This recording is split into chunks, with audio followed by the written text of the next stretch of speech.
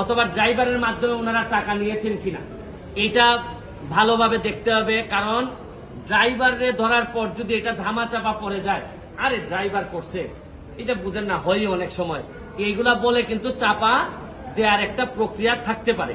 এইটা আমার মনে হয়েছে যে এটা সরকারের দেখতে হবে।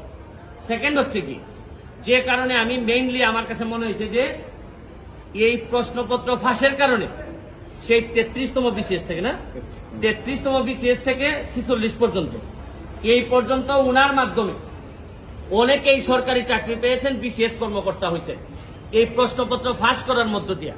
তাইলে উনি যেহেতু ধরা পড়েছেন, তাইলে এখন যারা তদন্ত করতেছেন তাদের মেইন কাজ হবে এই প্রশ্নপত্র ফাঁসের মধ্য দিয়া এই চোর যারা, এই চোরগুলা যারা প্রশাসনের বিভিন্ন জায়গায় বিসিএস কর্মকর্তা বা বিভিন্ন হিসাবে বসে আছে, তাদেরকে তড়িৎ তাদের